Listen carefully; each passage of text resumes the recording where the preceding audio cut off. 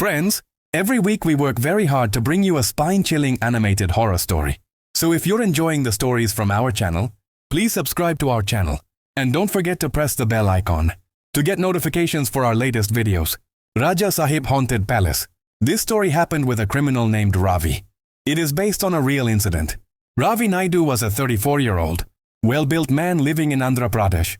On the instructions of big builders, he used to forcibly take over the houses of poor, small people. He was neither part of any gang, nor did he have any personal enemies. Waking up in the morning, starting his old motorcycle, and going after the names written in his diary. That was his life. That evening, while checking his diary, he received a message from a construction company. The message was from a very big builder who wanted to take over the largest royal palace of a nearby small town. The builder was ready to pay any price for this job. Ravi felt as if he had won a lottery. If he managed to get that palace vacated, he would never have to do small encroachment jobs again. But the moment he read the name of the palace, old stories of the town came back to his mind. The palace, located outside the town amid dense jungle, was once the magnificent residence of King Saab. After the king's death, it had been abandoned for many years. People said that the real king had been killed very brutally, and even today his spirit wandered there seeking revenge. Many people had tried to take over the palace, but no one had ever managed to stay there for even one night. Ravi told himself that all this was just rumor and that he should take the job. In the afternoon, Ravi set off toward the palace on his motorcycle. The road gradually became deserted. Evening began to fall. The houses of the town were left behind, and as he passed through trees, the color of the sky began to change.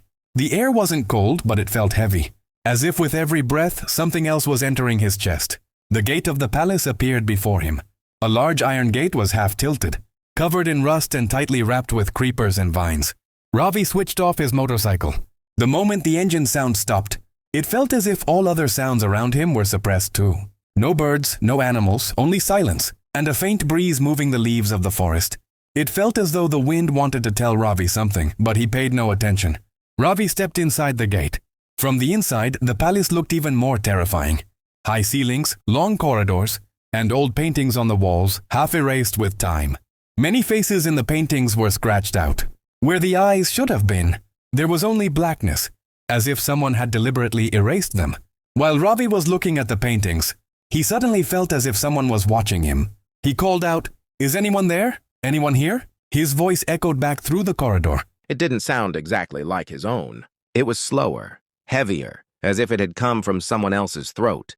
Ravi ignored it and quietly walked into Raja Sahib's room. As soon as he entered, he started feeling dizzy. So he went and lay down on the king's old bed. He didn't even realize when he fell asleep. But after just a few moments, a sound woke him up. A scream. It felt like it was coming from beneath the ground. The words weren't clear, but there was hunger in them, rage in them, and something very ancient. An eerie fear filled Ravi's chest. He slowly moved forward and stopped in front of a room. The door was half open. Inside lay chains soaked in blood, and near them a lamp was burning. The flame of the lamp stood perfectly straight, even though there was no wind in the room. The moment Ravi stepped inside, the lamp went out. The darkness became so dense that Ravi couldn't see anything. For the first time, he felt that coming here might have been a huge mistake. A few moments later, a voice came again. Right next to Ravi's ear, someone whispered, "So you've come here to take over this place?" Ravi tried to turn around, but his legs felt frozen. His breathing grew rapid and his heart started pounding violently. Slowly, something strange began to emerge from the darkness. It looked like a man, but not completely. Its body seemed made of black smoke. Where its eyes should have been, there were only deep, hollow voids. In that figure's hand was an old instrument tied with dried hair and small bones. Then a laugh came from the shadow, very slow, very soft. Gradually, that smoky figure transformed into a terrifying tantric, occult practitioner. The tantric said that he too was once in debt. He explained that the king of this palace had demanded his accounts. The king had expelled him from the kingdom for practicing black magic, sacrifices and blood rituals. Suddenly, the room began to change. Ravi saw the palace return to its former glory. The walls were lit. In front stood a king bound in chains. He was calm, but there was power in his eyes. Standing before him was the same tantric, his face filled with rage and hatred. The tantric used his dark powers. Chants echoed. Black snakes surrounded the king from all sides, and Raja Sahib was killed. Blood fell to the ground. The sacrifice was complete. Seeing all this, Ravi's throat filled with a scream.